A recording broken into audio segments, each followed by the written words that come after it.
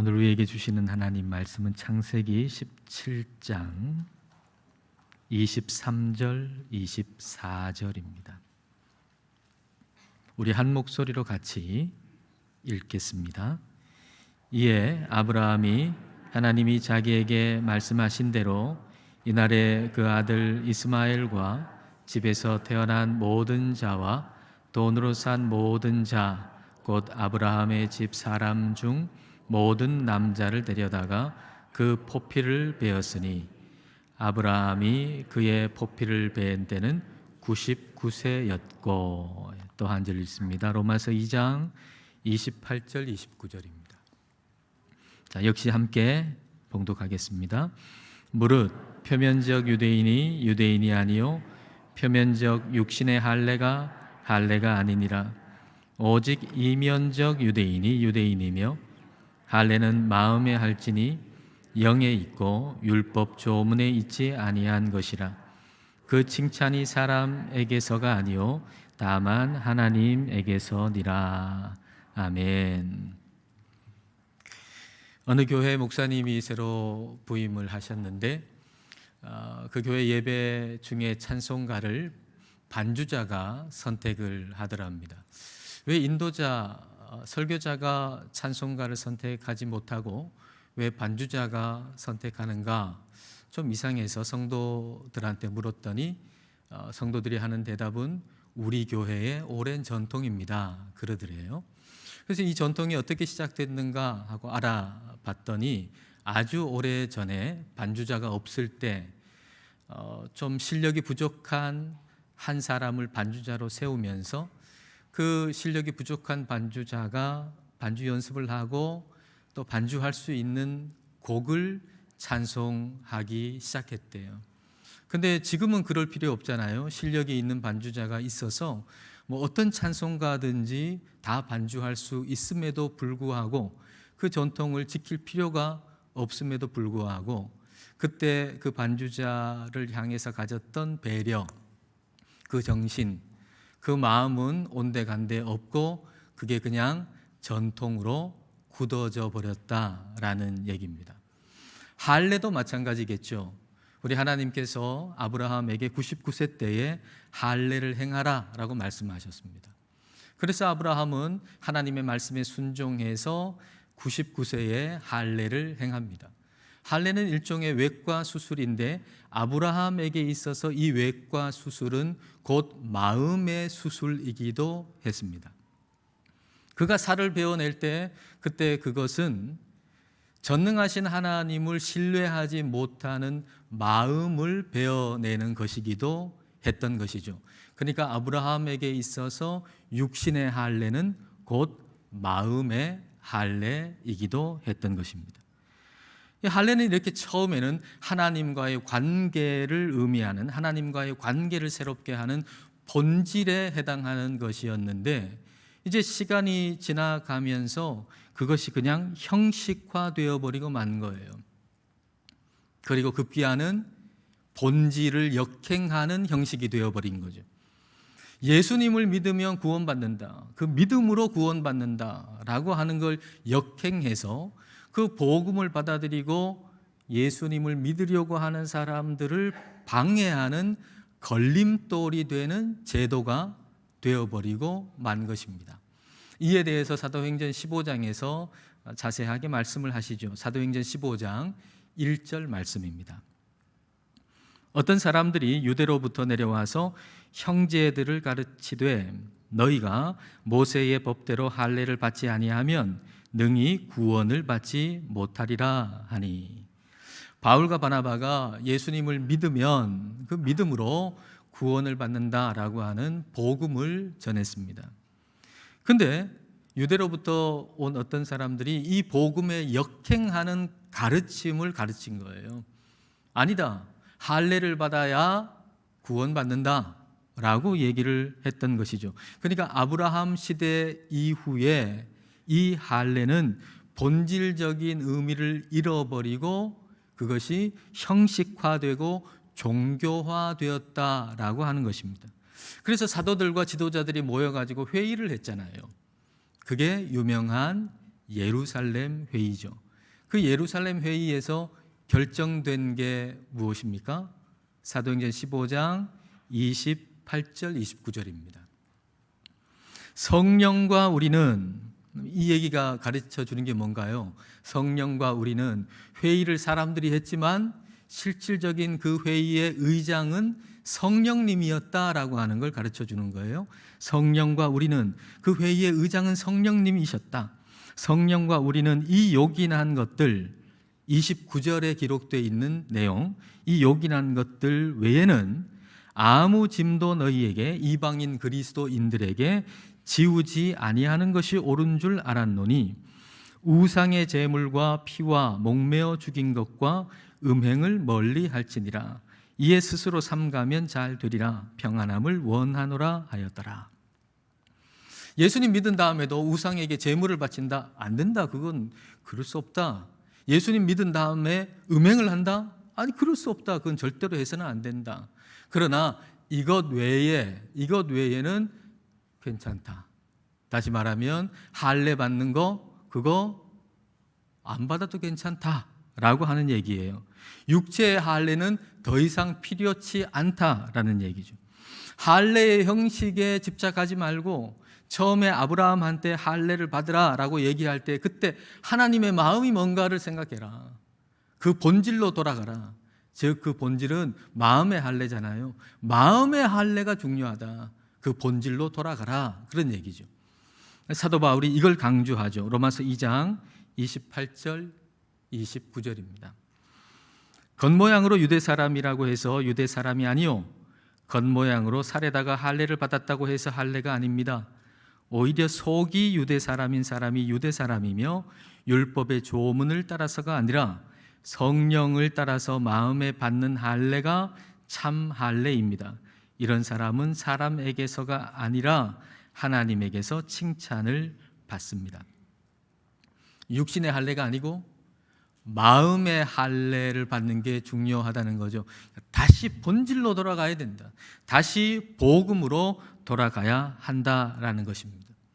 1517년 10월 31일 비텐베르크 대학 그 교회 문에다가 루터가 95개조 조항을 붙인 것도 교회가 지금 너무 형식화되고 너무 종교화되어 있으니까 이제 본질로 다시 복음으로 돌아가야 한다는 것을 이야기한 것입니다. 우리는 개혁된 교회입니다. 우리 교회는 개혁교회예요. 개혁된 교회. 개혁된 교회는 계속 개혁되어야 한다는 말이 있습니다. 개혁된 교회, 한번 개혁되고 나면 끝나는가? 그렇지 않고 개혁된 교회는 계속해서 개혁되어야 한다는 거예요.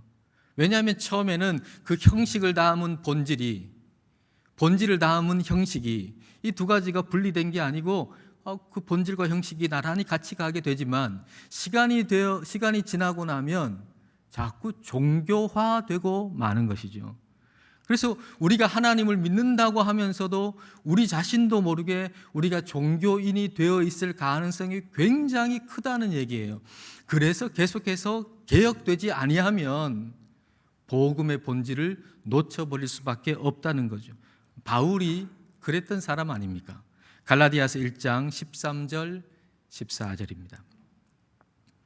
내가 이전에 유대교에 있을 때에 행한 일을 너희가 들었거니와 하나님의 교회를 심히 박해하여 멸하고 그리스도인들을 박해하고 멸했다. 여러분, 이 공격성이, 바울에게 있는 이 공격성이 왜 나타난 거죠? 왜 어떻게 이 사람에게, 바울에게 이 공격성이 나타난 겁니까? 자, 14절을 보면 내가 내 동족 중 여러 연갑자보다 유대교를 지나치게 믿어 내 조상의 전통에 대하여 더욱 열심히 있었으나, 유대교라고 하는 종교에 열심을 가진 결과가 바로 그리스도인들을 박해하고 해를 끼친 것이었다라는 얘기예요. 바울이 예수님 믿기 전에 유대교에 아주 지나치게 유대교를 믿었는데 그 유대교 종교를 열심히 믿은 결과가 뭔가? 다른 사람을 정죄하고 박해하고 그리고 해를 끼치는 것이었다라는 얘기예요. 근데 그러면서도 이건 내가 하나님을 잘 믿기 때문이라고 생각했던 거죠. 내가 하나님을 잘 믿기 때문이라고, 하나님과의 친밀함이라고 생각한 거예요. 종교적 활동에 익숙함이었는데, 단지 오랫동안 종교적 활동에 익숙한 것이었는데 그 익숙함을 하나님과의 친밀함이라고 착각하면서 살아왔던 거예요. 근데 바울이 다메섹으로 가는 그 도상에서, 다마스커스로 가는 길에서 예수님 만나잖아요. 그리고 예수님 만나고서 그의 삶이 달라지죠. 그의 인생이 달라지죠. 종교 때문에 사람에게 해를 끼치던 사람이 이제는 복음 때문에 사람을 살리는 사람이 되었다는 거예요. 이렇게 변화된 이유는 어디 있을까요? 어떻게 이 바울이 이런 변화를 겪었을까요? 어떻게 해서 이런 변화가 가능했을까요? 그것이 유대교에서 기독교로 개종했기 때문일까요? 만약에 바울이 개종한 것이면 기독교로 개종한 다음에도 똑같았을 겁니다. 유대교에 있을 때하고, 옛날에 유대교에 있을 때와 똑같이 기독교 안에서 나와는 다른 것 정죄하고, 다른 사람 정죄하고, 비난하고, 비판하고, 또 다른 종교 전쟁을 기독교 안에서 했겠죠. 여러분, 바울은 개종한 것이 아니에요. 유대교에서 기독교로 개종한 것이 아니라 예수님의 생명을 받아서 새 사람이 된 거예요. 우리가 기독교라고 하는 용어를 편의상 쓰긴 하지만 저와 여러분은 기독교라고 하는 종교인이 아니에요. 저와 여러분은 예수님의 생명을 받은 사람이에요. 저와 여러분 예수님의 생명, 그 복음을 받은 사람들입니다. 예수님의 생명이 사람을 살리는 거예요. 사람 죽이는 종교 믿지 마세요. 사람을 살리는 복음을 믿으세요. 루터는 처음에는 복음을 믿는 사람이 아니고 종교인이었죠. 수도원에 들어갔어요. 수도원에 들어가가지고 온갖 고행을 다 하면서 내가 이렇게 고행을 하면 내가 의롭게 되리라고 생각했죠. 근데 그렇게 고행을 하고 열심히 종교 생활을 했는데 그렇게 열심히 하면 할수록 자기가 죄인이라고 하는 거, 너무 고통스러운 거예요. 예수님을 생각하면 예수님께서 루터 자기에게 너 아직도 그 모양 그 꼴이냐 그렇게 비난하시는 것처럼 들리는 거죠. 너 지금 얼마나 오랫동안 신앙생활 했는데 아직도 그 모양 그 꼴이냐. 우리 예수님이 계속 비난하시는 것 같고, 그리고 하나님이 폭군처럼 여겨지는 거예요. 계속 비난하고 정죄하고 못살게 굴고 그러는 하나님이 폭군처럼 여겨지는 거죠. 그러던 어느 날 로마서의 말씀, 로마서 1장 17절을 읽는데 새롭게 이 말씀이 읽혀진 겁니다. 자, 이 말씀 우리 같이 읽겠습니다. 복음에는 하나님의 의가 나타나서 믿음으로 믿음에 이르게 하나니 기록된 바 오직 의인은 믿음으로 말미암아 살리라 함과 같으니라.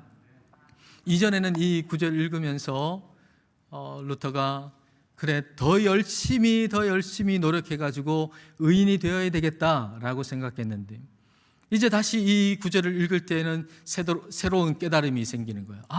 예수님께서 내가 할 일 십자가에서 다 하셨다. 내 죄를 다 지셨다. 그리하여 예수님이 나를 의인이라 인정해 주신다라고 하는 걸 깨닫게 되고 그 복음 안에서 자유함을 얻게 된 것입니다. 이 복음이 루터를 살린 거예요. 복음이 우리를 살리는 거예요. 예수님께서 내가 해야 할 일을 다 하셨어요. 예수님께서 십자가에서 내 죄를 다 지셨어요. 그래서 내 죄로 말미암아서 내가 받아야 할 형벌을 예수님께서 다 받으셨어요. 그런데 하나님께서 내 죄로 나에게 형벌을 내리신다면 그건 이중적인 처벌이 되잖아요. 그렇지 않습니까? 내 죄로 인한 내가 받아야 할 형벌을 예수님께서 십자가에서 다 받으셨는데, 그런데 하나님이 내 죄로 나를 벌을 주신다라고 하면 그러면 이건 이중적인 처벌이 되잖아요. 그러므로 우리는 예수님 안에서 이미 의인이에요. 저와 여러분은 예수님 안에서 이미 의인이에요. 그런데 동시에 죄인이에요. 왜냐하면 이 육신을 가지고 살잖아요. 이 육신은 죄의 본성을 가지고 있어서 우리는 죄의 본성 안에 죽을 때까지 살 수밖에 없어요. 따라서 우리는 죽을 때까지 죄와 싸워야 해요. 근데 그 싸움이 내가 의롭게 되기 위해 싸우는 거 아니에요.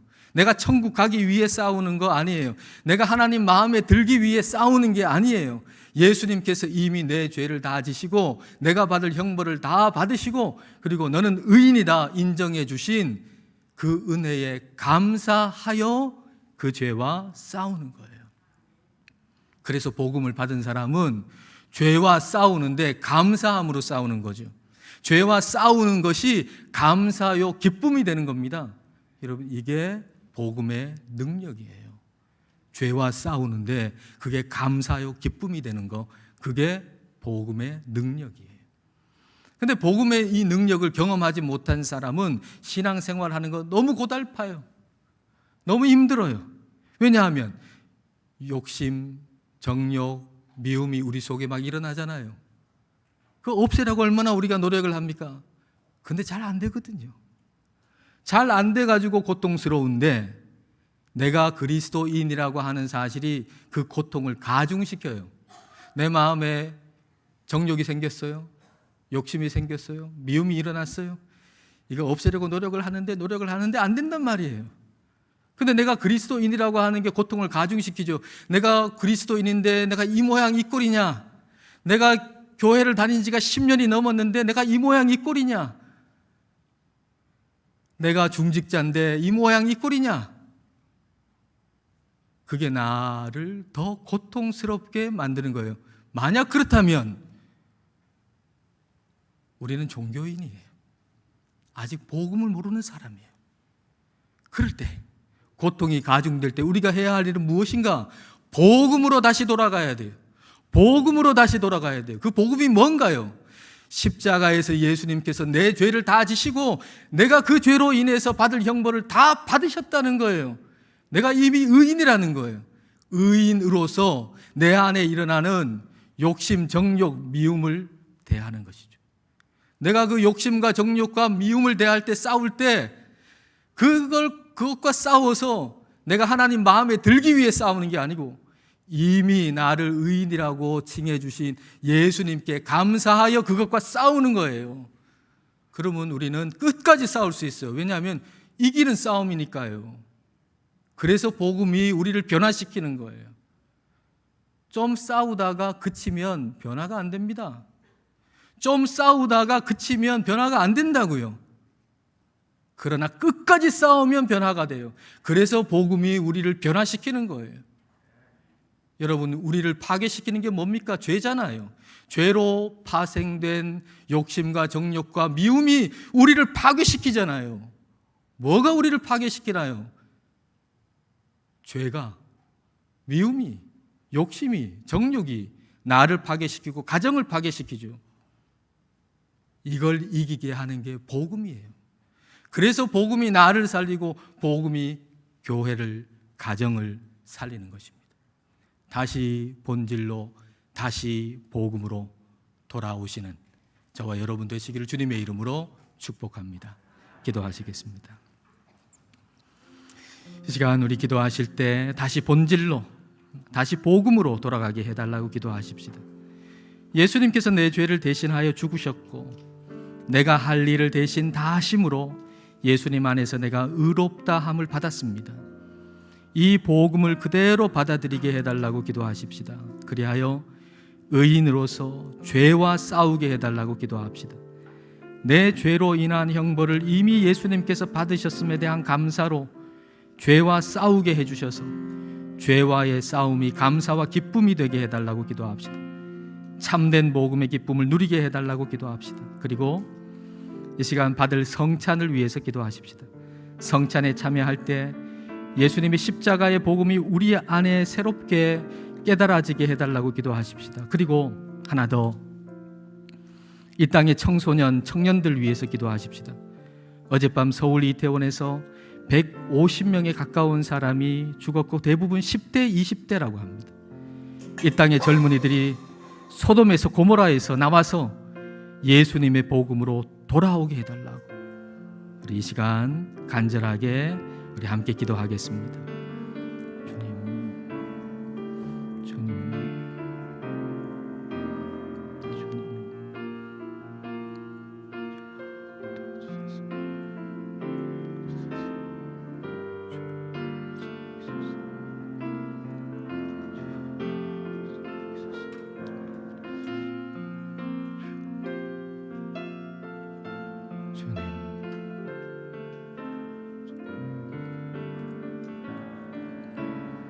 은혜가 풍성한 하나님 아버지, 독생자 예수 그리스도를 우리에게 보내주심을 감사드립니다. 우리의 죄를 대신하여 십자가에서 죽으시고 우리가 받아야 할 형벌을 주님께서 다 받으시고 우리를 의인이라 인정해 주시니 감사드립니다. 그리하여 우리가 육신으로 존재하는 한 죄와 함께 있지만 우리를 의인이라 인정해 주신 그 은혜에 감사하여 중도에 포기하지 않고 죄와 끝까지 싸울 수 있는 복을 주신 것을 감사드립니다. 이 시간 성찬에 참여할 때 우리의 몸과 마음이 예수님의 복음으로 새로워지게 하옵소서. 다시 본질로 돌아가게 하옵소서. 다시 복음으로 우리 자신과 가정이 살아나게 하옵소서. 그리고 특별히 이 땅의 젊은이들을 불쌍히 여기시고 소돔에서 나오게 하시고 예수님의 복음의 은혜를 만나게 하옵소서. 예수님 이름으로 기도드립니다. 아멘.